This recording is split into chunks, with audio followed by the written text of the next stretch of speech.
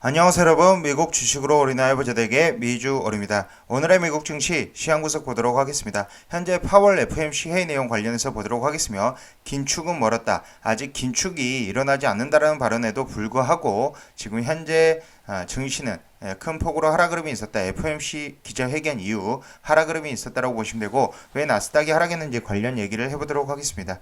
투자주의는 한번 읽어봐 주십시오. 매수나 매도 의견 아닌 점 저의 주관적인 분석이 좀 참고해 주시고요. 제 영상이 마음에 드시면 많은 좋아요, 구독과 알람 설정 부탁드리겠습니다. 현재 미주얼 멤버십 운영하고 있습니다. 열성팬, 술한잔, 테크팬 이렇게 운영을 하고 있으며, 관련해서 텔레그램 비공개 채널 이렇게 운영을 하고 있다라고 봐주시면 됩니다.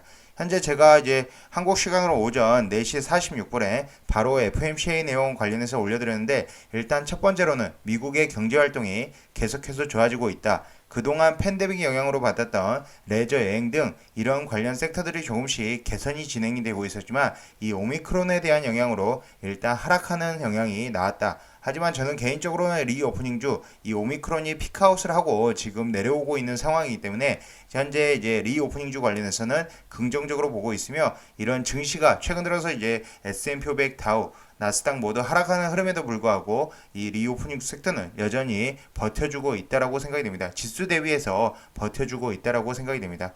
두 번째로는 기준금리 동결, 테이퍼링 3월 종료 예정이다라고 이제 성명문에서 내용을 확인할 수 있었으며, 세 번째로는 오미크론이 델타보다 치명률이 크지 않으나 불확실성은 여전히 존재한다라고 보시면 될 것 같습니다.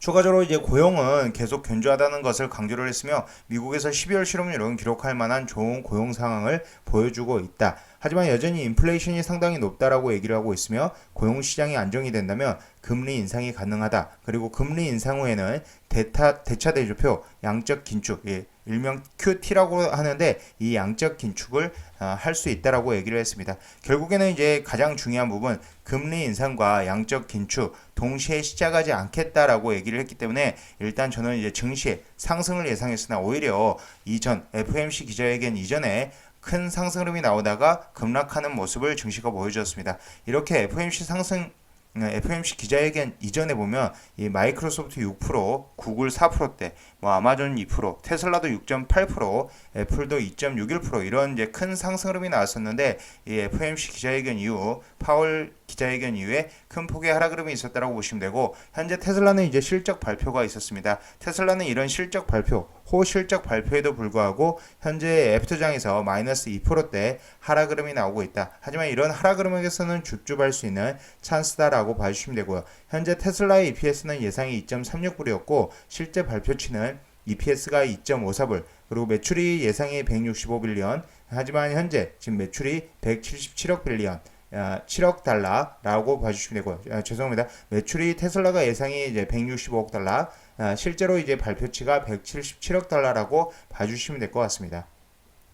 현재 공급망 이슈가 있다라고는 밝혔으나 실적은 정말 잘 나왔고, 매출, 이익, 현금 흐름, 마진율 모두 기대치를 넘어선 상황이다. 하지만 이렇게 실적 발표 이후 애프터장에서 하락하고 있으나, 어제 마소가 보여줬던 것처럼 다시 본장에서는 상승 흐름이 나올 수 있다라고 보시면 되고, 결국 기업은 실적에 따라 달려 있다라고 보시면 됩니다.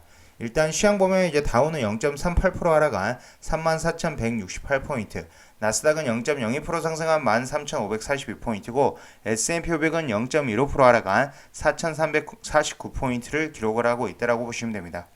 일단 가장 중요한 부분, 이 양적 긴축과 금리 인상을 동시에 진행하지 않기 때문에 3월에 이제 금리 인상을 하더라도 FOMC 한두 차례 진행 이후에 양적 긴축을 할 가능성이 커졌다라고 보시면 되고, 일단 다음 FOMC 회의는 3월 15일, 16일 이렇게 예정되어 있고, 그 다음은 5월 3, 4일에 예정되어 있기 때문에 빠르면 양적 긴축은 6월이나 7월부터 들어가지 않을까라고 생각이 되고, 현재 금리 인상은 3월 달에 결정이 되지 않을까라고 예상이 되고 있습니다.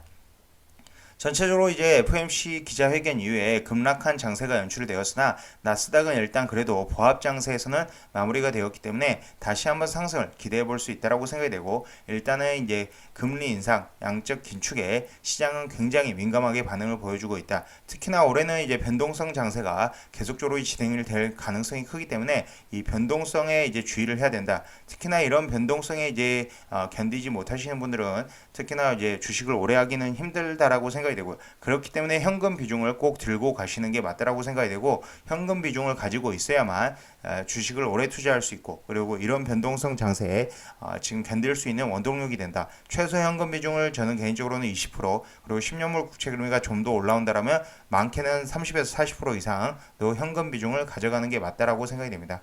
일단 종가 기준으로 본다면 마이크로소프트는 2.85%, 어제 이제 애프터장에서 마이너스 5%대 이제 주주를 하였었는데 마이너스 플러스 2.85%로 종료가 되었으며, 이 구글은 1.81%, 테슬라 2%대 마감이 되었습니다. 브로드컴은 이제 4.3% 상승, 엔비디아 2.01%, 특히나 SRXL 같은 경우 장중에 15%대의 상승 흐름도 보여줬으나 일단 나스닥이 무너지면서 같이 떨어졌다. 이 세베러브리지의 위험성은 이렇게 변동성이 최대 하루 일 변동성이 10%까지도 위아래로 출렁인다라고 봐주시면 될 것 같습니다.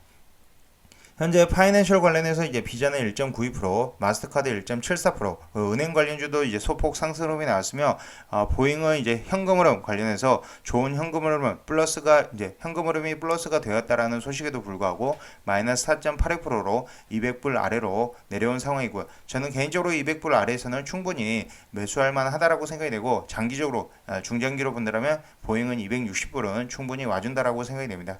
여전히 항공 섹터 저는 유효하다라고 생각이 되는데, 이 델타 항공 같은 경우는 이제 좋은 상승 3%대까지도 상승으로 나오다가 0.1%로 마감을 했으며, 지금 현재 이제 여행 관련주 카니발이 0.45%, 그다음 노르웨이전 크루즈라인이 1.36%로 마감이 되었다.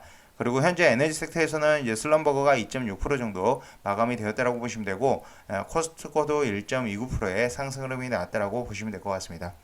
계속적으로 이런 변동성 장세에 지속될 가능성이 크기 때문에 증시가 상승할 때에는 이제 불타기는 절대 하지 않는 게 맞다라고 생각이 되고, 혹시라도 이제 증시가 빠질 때 이제 추가 매수를 하는 게 맞아 보이며, 증시가 빠질 때만 분할로 이제 매수를 하는 게 유효하고, 불타기는 이제 접근하지 않는 게 좋다라고 생각이 됩니다. 지금까지 미주얼 영상 시청해 주셔서 감사드리고요. 앞으로도 미주얼 영상 많은 시청 부탁드리겠습니다. 감사합니다. 미주얼이었습니다.